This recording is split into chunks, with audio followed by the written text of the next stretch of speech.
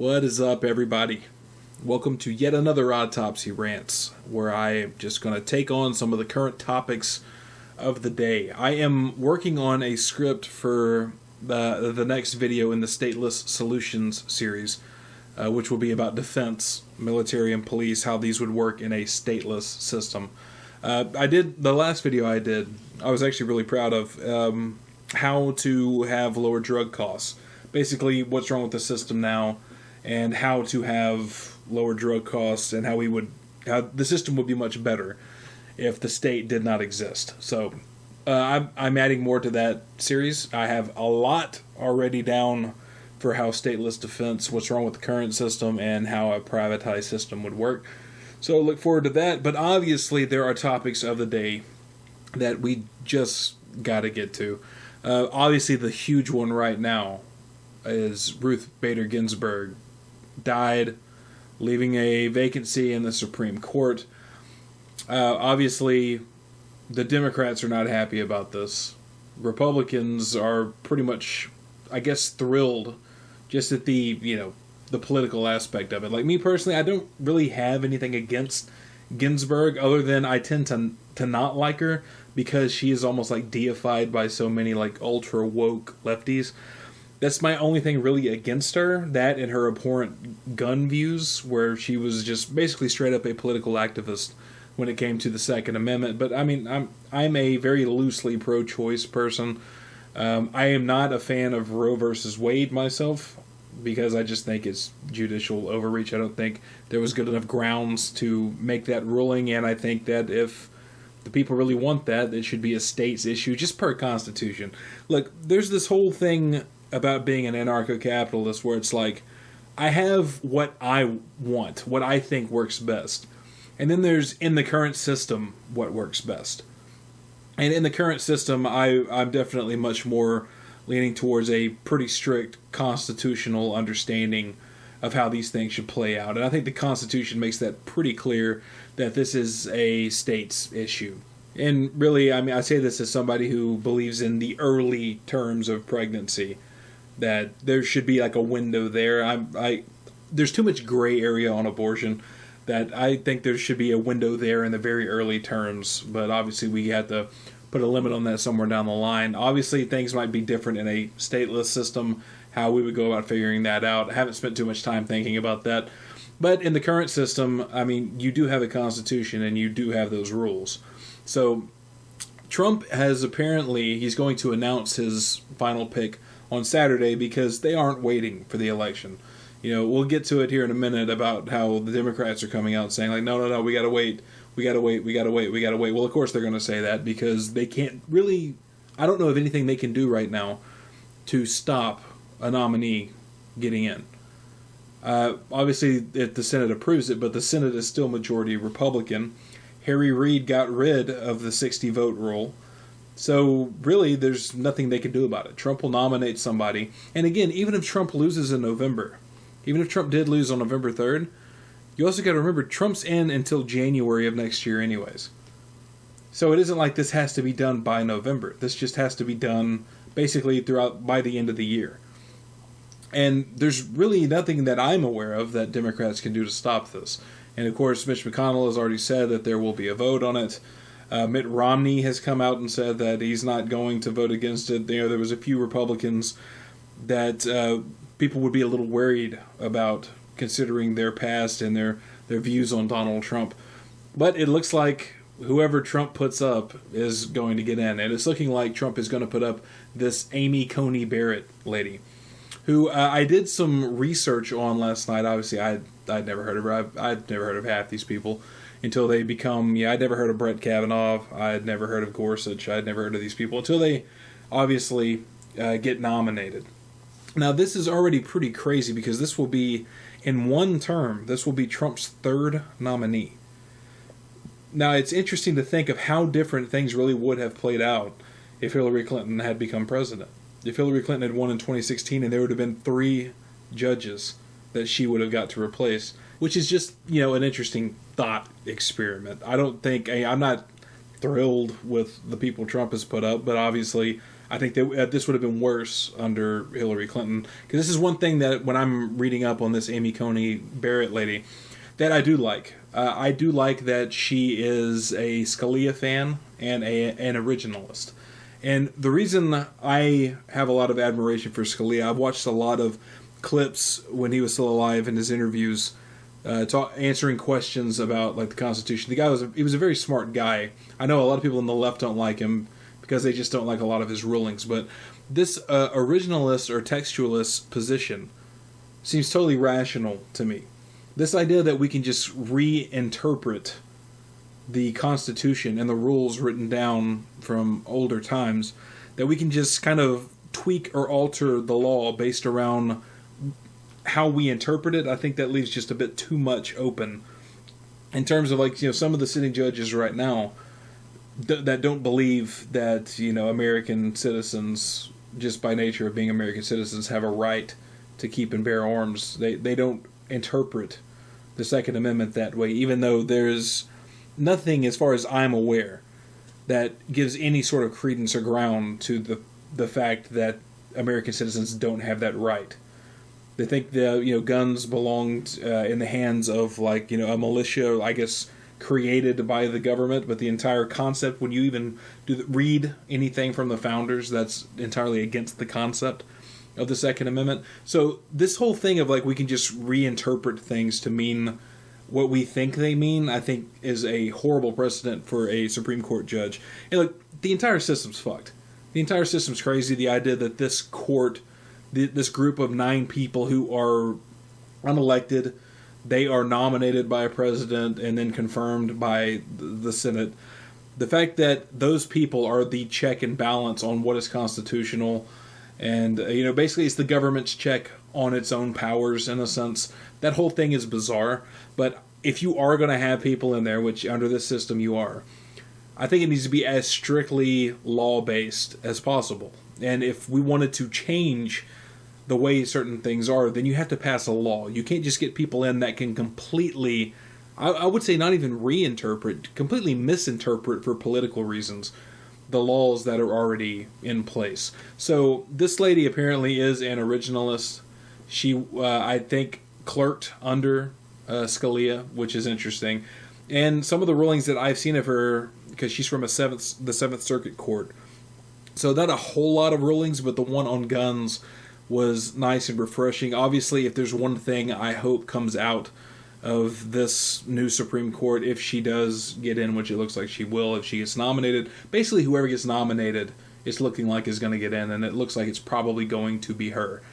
Trump did say it would be a woman, which is another thing I think is, again, stupid.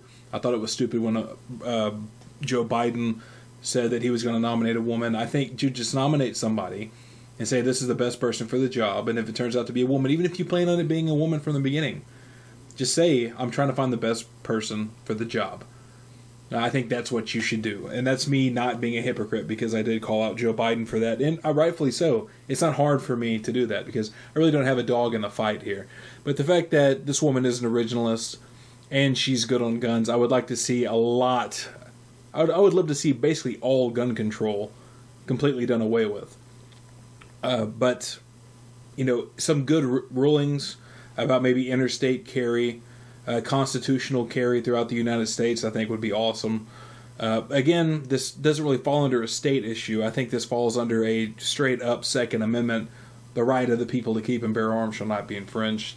But anyways, more important than that is, of course, the insane reaction from people. There's all kinds of viral videos going around, blue check marks on Twitter. Saw Samantha Bee, Rob Reiner, Reza Aslan. Some people calling for straight up violence, and these are the people that are just losing their fucking minds because, oh my god, some fucking bureaucrat bit the dust, so now it's the fight of our fucking lives. Now, I don't know what it says to you guys, but to me, if an 87-year-old woman who's been battling cancer on and off for several years dies, that doesn't become the fight of my life. And if it does, that means that that person had way too much power. That person had way too much power and influence over my life. And the fact that it's 9 people, again, unelected, appointed by the Senate, or appointed by the President, approved by the Senate, the fact that those people have that much power shows how insane the system is. That should not be the fight of your lives because one old lady died. But the reaction is just priceless. And look, everybody who pays attention to politics knows that both sides, the Republicans and the Democrats, are totally full of shit. There's no principle anywhere to be found on either side of this. But watching the Dem reaction, the reaction from the Democrats, has been just over the top hysterical to me. It was one of the first things I said when the wife told me that Ruth Bader Ginsburg had died. And I was like, holy shit, because the first thing I thought was, remember in 2016 when Scalia died? And it was all about, oh, are we going to replace Scalia? And of course, all the Democrats, because Obama was president at the time, so all the Democrats were just like straightforward. It's outrageous that anybody would deny the sitting president's constitutional right to nominate a Supreme Court. Dude, complete 180. And look, all of them did a complete 180. Mitch McConnell did a complete 180. All those Senate Republicans did a complete 180. But the fact that the Democrats, dude, there's compilations of in 2016 from Joe Biden to Nancy Pelosi to Dianne Feinstein to Bernie Sanders, all of those people, Chuck Schumer, saying the exact opposite of what they're saying now. And now it's even better because they're invoking this. It was Ruth Bader Ginsburg's dying wish that she be replaced by some other president. Basically, this is what we're being told. This was like her deathbed confession sort of thing. It's my dying wish that some other president besides Donald Trump be the one who replaces me. And look, I heard this shit going around Twitter, and I'm thinking like, oh wow, that's just ridiculous, right? But then you see like mainstream Dems actually arguing for this. Like, how dare you not respect her dying wish? You see, this is what happens when you have nothing. You roll the dice and you got snake eyes. That's where they're at. Because they know they can't do anything to stop it. All they can do is say it's heartless and it's outrageous that Donald Trump would nominate somebody and that the Senate would rush to fill the position.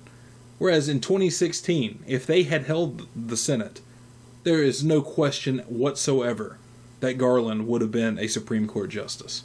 Obama's nominee, Garland, if the Democrats held the Senate, he would undeniably have made it on there. And they would not have given a fuck.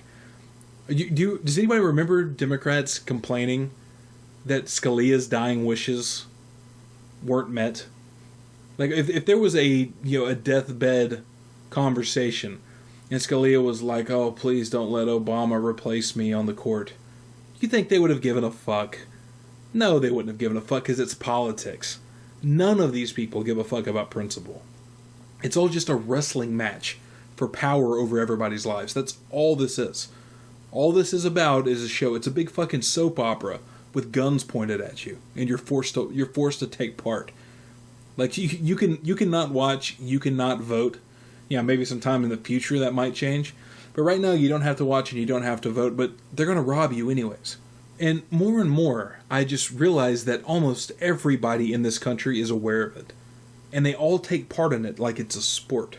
And the other topic, we'll keep this one short and sweet so we don't go on too long here. This Emmy garbage, which I don't know who even watches this shit anymore. The only bit of it I ever see is when the highlights get posted on Twitter.